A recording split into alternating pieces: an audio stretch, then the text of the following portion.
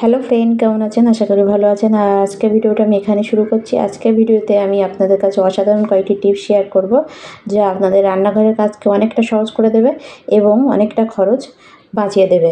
তা ভিডিওটা শুরু করার আগে যারা আমার চ্যানেলে নতুন আছেন তারা অবশ্যই সাবস্ক্রাইব করে পাশের বেল আইকনটা বাজিয়ে দেবেন। তা চলুন চলে যাই প্রথম টিপসে।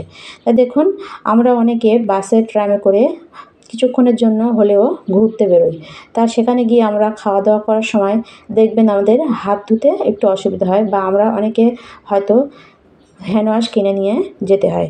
তা আমরা যদি বাড়িতে থাকা সাবান এইভাবে একটু আলু ঝালাই মেশিন দিয়ে একটু করে এইভাবে একটু একটু করে কেটে বাড়িতে থাকা সামান্য একটা কৌটো করে এইভাবে আমরা নিয়ে যেতে পারি। দেখবেন আমরা যেখানেই যাই না কেন আমরা খুব সহজে এই একটু সাবানের টুকরো নিয়ে আমরা হাতটা পরিষ্কার করে আমরা খাওয়া দাওয়া করতে পারবো। তা অবশ্যই এই টিপসটা আপনারা চাইলে ফলো করতে পারেন, অসাধারণ একটা টিপস। এরপরে আমি চলে যাব দ্বিতীয় টিপসে। তা দেখুন, চার্জার আমাদের সবার বাড়িতেই থাকে, আর এই চার্জার বেশি দিন ইউজ করলে দেখবেন এই চার্জারটা, এই যে তারটা ময়লা হয়ে যায়, কালো হয়ে যায়। তাই এটা আমরা তো জলে দিয়ে পরিষ্কার করতে পারবো না। তা আমরা কি করব?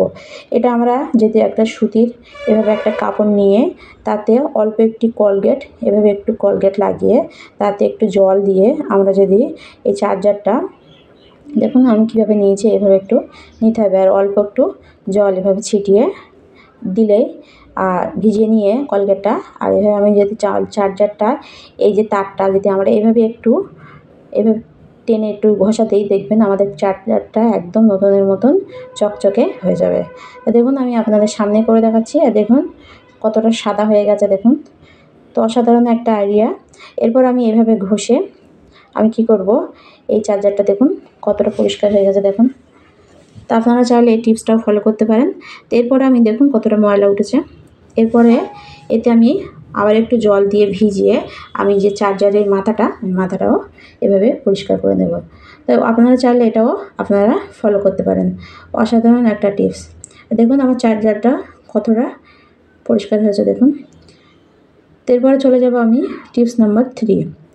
তা আমরা বাজার থেকে যখন চিনি আটা নিয়ে আসি তখন দেখবেন এগুলো নিয়ে আসার পরে কিছুটা আমাদের এভাবে জড়িতে থেকে যায়। তা আমরা কীভাবে এভাবে হয়তো গিঁট দিয়ে রাখি, বা রাখলে দেখবেন কিছুদিনের মধ্যেতে মানে পিঁপড়ে ধরে বা একটু রসালো হয়ে যায়। তা আমরা যদি এইভাবে একটা মানে ছোট্ট একটা পট নিয়ে এইভাবে কেটে পটের ভেতর দিয়ে এইভাবে ঢুকিয়ে আমরা যদি এইভাবে দিলে আমাদের ঢালতেও, আমাদের কৌটো যদি আমরা ঢালি বা আমাদের ঢালতেও সুবিধা হবে। আমাদের চিনি বা আটা আমাদের এদিক ওদিক ছিটিয়ে যাবে না। দেখুন আমি আপনাদের সামনে ঢেলে দেখাচ্ছি, খুব সুন্দরভাবে আমাদের কৌটো ঢালাও যাবে, বা যতটুকু বাড়তি থাকবে দেখবেন খুব সুন্দরভাবে আমরা ডালা দিয়েও আটকে রাখতে পারবো। দেখুন একটু চিনি আমার এদিক ওদিক ছড়ায়নি, বা যতটা বেশি থাকবে এইভাবে আমরা ডালাটা এভাবে আটকে দিয়ে রাখতে পারবো।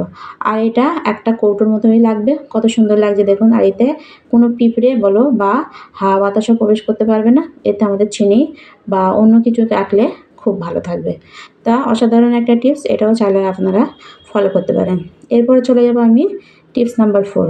তো দেখুন এরকম তেলের প্যাকেট আমরা কি করি, ফেলে দিই। তেল আনার পর বাজার থেকে তেলটা ঢেলে এটা আমরা ফেলে দিই। তো এটা আমরা ফেলে না দিয়ে এটা আমরা অসাধারণ একটা কাজে লাগাতে পারি। হয়তো অনেকে জানেন, যারা জানে না ভিডিওটা তাদের জন্য। তো এইভাবে তেলের প্যাকেটটা 3 সাইড ভালো করে কেটে নিতে হবে। নিয়ে এটা কি করব, আমরা এভাবে কেটে নেওয়ার পরে যখন আমরা বাড়িতে অনেকেই লুচি খেয়ে থাকি, তা আমরা যদি লুচিটা এইভাবে দেখুন এভাবে খামির নিয়ে এভাবে আমি যেভাবে করছি এভাবে করে দেখবেন।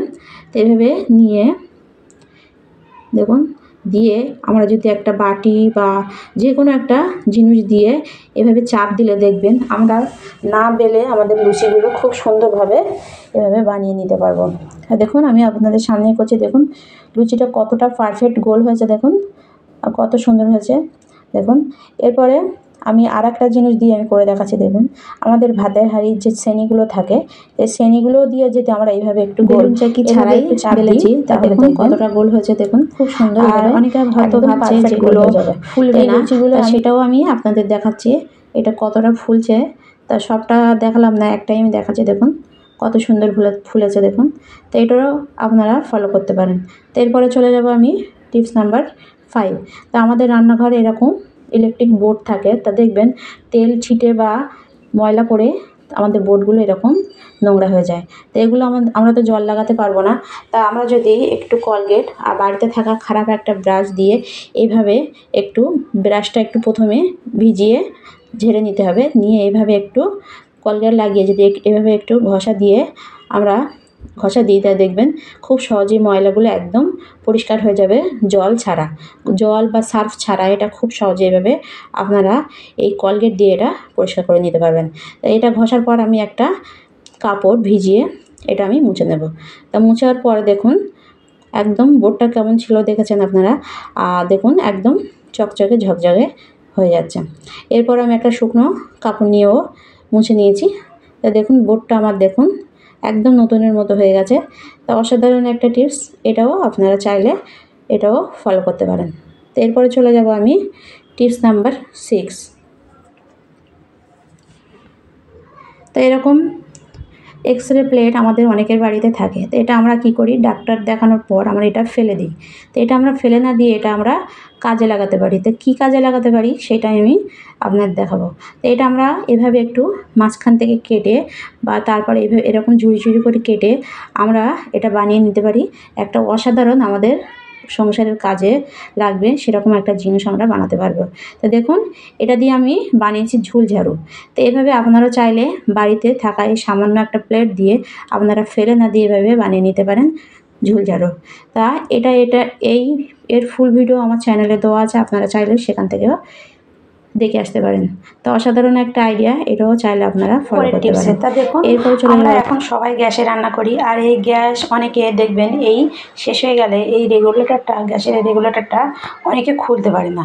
তো এটা খুব সহজে কীভাবে খুলবেন সেটাই আমি আপনাদের দেখাবো। তা দেখুন এই যে নিচে যে রাবারটা আছে এই রাবারটা আর উপরের মাথাটা এভাবে দুদিকে ছাদ দিয়ে চাপ দিলেই এটা খুব সহজে খুলতে পারবেন। এভাবে খুব সহজে এটা খুলে আপনারা আবার নতুন গ্যাস লাগাতে পারবেন। দেখুন আবার দেখাচ্ছে, দেখুন নিচে যে রাবারটা ওই রাবারটাই এই রাবারটার ওপরের মাথাটা চাপ দিলে এটা খুলে যাবে। তারপর দেখুন অনেকে এই গ্যাসের নতুন গ্যাসের এই ছিপিটাও খুলতে পারে না। তো এটা খুব সহজে কীভাবে খুলবেন, এটা বাড়িতে থাকা একটা সামান্য চামচ এভাবে এই আংটার ভেতরে ঢুকিয়ে এই চামচের মাথাটায় এভাবে চাপ দিলেই দেখবেন এই আংটাটা মানে এই ছিপিটাও খুব সহজে খুলে যাবে। তো এইভাবে আবার আপনারা এই নতুন সিলিন্ডার লাগিয়ে আপনারা রান্না। ভিডিওটা এই পর্যন্ত, ভালো লাগলে লাইক কমেন্ট শেয়ার করতে ভুলবেন না, সাবস্ক্রাইব করে আমার পাশে থাকবেন। বাই।